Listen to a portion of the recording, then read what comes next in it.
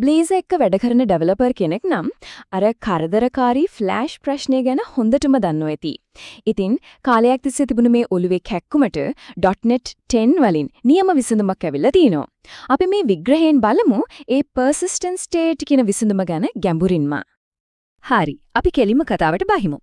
Blaze app එකට load වෙද්දී data ටික පෙනිලා එකපාරටම loading කියලා වැටිලා ආයෙමත් data ටික load වෙන අර අමුතු flash එක Blaze එක වැඩ කරන ඕනම කෙනෙක් අත්දැකලා තියෙනව නේද? ඉතින් එයි අතරම මෙහෙම වෙන්නේ. .NET 10 වලින් මේකට ලැබෙන විසඳුම මොකක්ද? අපි බලමු. අපි user කෙනෙක්ගේ පැත්තෙන් හිතලා බලමුකෝ. මුලින්ම page එකේ data ටික ලස්සනට පේනවා. ඒත් එක්කම ඇසිල්ලකින් loading කියලා message එකක් ඇවිත් data ටික ආයෙමත් load වෙනවා. සමහර වෙලාවට මුලින් දැක්ක ඩේටාම නෙවෙයි දෙවනි පාරට පෙන්නන්නේ. මේක user experience එකට කොහෙත්ම හොඳ දෙයක් නෙවෙයි. හරිම අවුල්සහගතයි. මේකේ ටෙක්නිකල් පැත්තට ගියොත් මූලිකම හේතුව තමයි data දෙපාරක් fetch කිරීම. බලන්න මුලින්ම pre-rendering වලදී server එක data ටික අරගෙන සම්පූර්ණ HTML පිටුවක් browser එකට එවනවා. අන්න ඒකයි app එක load වුණු ගමන් content පේන්නේ. හැබැයි ඊට පස්සේ hydration පටන් ගත්තම client side Blazor එක server එක කරපු වැඩේම ආයමත් කරනවා. ඒ කියන්නේ හරියටම ඒ data ටිකම ආයමත් fetch කරනවා. එකම වැඩේ දෙපාරක්. අන්න ඒකයි අර flash එකේ රහස. ඉතින් මේකට විසඳුමක් විදියට ගොඩක් අය කරපු හැබැයි එච්චර හොඳ නැති දෙයක් තමයි pre-rendering සම්පූර්ණයෙන්ම disable කරලා දාන එක. හැබැයි pre-rendering disable කරන එක ප්‍රශ්නකට උත්තරේ නෙවෙයි. ඒකෙන් වෙන්නේ තවත් ප්‍රශ්න ඇති වෙන එක. යූසර්ට මුලින්ම content එකක් වෙනුවට loading spinner එකක් දිහා බලන් ඉන්න වෙනවා. app එක හරිම slow කියලා හිතෙනවා. ඒ විතරක් නෙවෙයි. search engine optimization ඒ කියන්නේ SEO වලට මේක ලොකු පහරක්. ඉතින් පැහැදිලි නේද? අපිට මීට වඩා දක්ෂ මීට වඩා හොඳ විසඳුමක් ඕන. අන්න ඒකට තමයි .NET 10 වලින් අලුත්ම feature එක persistent state කියන එක හඳුන්වලා දෙන්නේ. මේක තමයි මේ ප්‍රශ්නෙට නියම විසඳුම. සරලවම කිව්වොත් persistence කියන්නේ attribute එකක්. මේක හරියට server එක client එකට දෙන පොඩි note එකක් වගේ. server එක pre-rendering වලදී data fetch කරලා මෙන්න මම ගත්ත data ආයමත් මහන්සි වෙන්න එපා කියලා ඒ note එක client එකට pass කරනවා. ඒ නිසා client එක hydration වෙද්දී ආයමත් data fetch කරන්න යන්නේ නැහැ. හරිම සරලයි නේද? හරි. දැන් අපි බලමු මේක අපේ code එකට දාගන්නේ කොහොමද කියලා. මේක කරන්න තියෙන්නේ හරිම සරල පියවර දෙකයි. පළවෙනියට අපි data තියාගන්න property එකට persistent state attribute එක දානවා. දෙවෙනියට data fetch කරන logic එකට කලින් ඒ property එක nullද කියලා check කරනවා. එච්චරයි.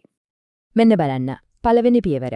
අපි data තියාගන්න property එකට උඩින් persistent state attribute එක දානවා. හැබැයි මෙතන තියෙන වැදගත්ම දේ තමයි මේක public property එකක් වෙන්න ඕන. ඒ වගේම get සහ set දෙකම තියෙන්නත් ඕන. private field එකකට මේක දැම්මොත් වැඩ කරන්නේ නැහැ. ඒක හොඳට මතක තියාගන්න. දෙවැනි පියවර තමයි නියම magic එක.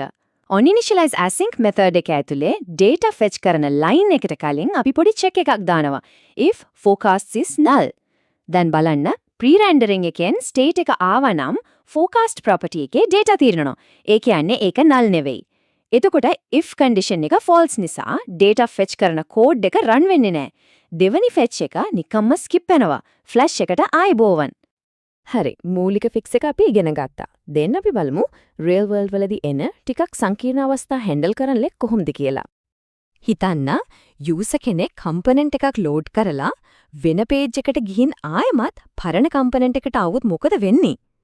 Blazor වල තියෙන enhanced navigation නිසා ආයෙමත් අර flash එක එන්න පුරුවන්. මේකට විසඳුම හරිම සරලයි. persistent state attribute එකට allow updates කියන parameter එක true කියලා set කරන්න විතරයි තියෙන්නේ. එතකොට enhanced navigation වලදී ඒ කියන්නේ page reload නොකර navigate කරද්දිත් state එක persist වෙනවා. Blazor server app එකක WebSocket connection එක නැති වෙලා ආයෙමත් ආවොත් මොකද වෙන්නේ? data ටික නැති වෙයිද නැත්නම් ආයෙමත් load වෙයිද? මේක පාලනය කරන්න අපිට restore behavior කියන parameter එක උදව් වෙනවා. default කියන්නේ connection එක ආවම disconnect වෙන්න කලින් තිබුණු data ටිකම ආයෙමත් පෙන්නනවා. පොඩි network drop එකකට මේක නියමයි. skip last snapshot කියන්නේ reconnect වුණාම පරණ data අමතක කරලා අලුතෙන්ම data fetch කරන්න කියන එක. user කෙනෙක් ගොඩක් වෙලා offline ඉඳලා આવොත් අලුත්ම data පෙන්වන්න මේක තමයි හොඳම විදිය. අනිත් එක skip initial value කියන්නේ විශේෂිත අවස්ථාවලට විතර පාවිච්චි වෙන එකක්. හරි. දැන් අපි මේ ෆීචර් එකේ සමස්ත බලපෑම සහ වාසි ගැන කතා කරමු. persistent state පාවිච්චි කිරීමේ ප්‍රධාන වාසි තමයි මේ. කරදරකාරී ෆ්ලෑෂ් එක නැතුව pre-rendering වල වාසි ගන්න පුළුවන්. ඒ කියන්නේ වේගවත් initial load time එකක් සහ SEO වාසි දෙකම ලැබෙනවා. මේකෙන් හරිම සුමත professional user experience එකක් නිර්මාණය කරන්න පුළුවන් වෙනවා. ඉතින් අවසාන වශයෙන් මේක හිතන්න persistent state කියන්නේ කරදරකාරී ෆ්ලැෂ් එකක් නැති කරන ෆීචර් එකක් විතරක් නෙවෙයි මේකෙන් server pre-rendering සහ client hydration කියන ලෝක දෙක අතරේ කිසිම බාධාවකින් තොරව state එක ගෙනියන්න පාලමක් හදලා දෙනවා. ඉතින් මේ පාලම උඩින් අපිට Blazor applications වල තවත් මොන වගේ අලුත් පුදුම හිතන දේවල් නිර්මාණය කරන්න පුරුවන් වෙයිද?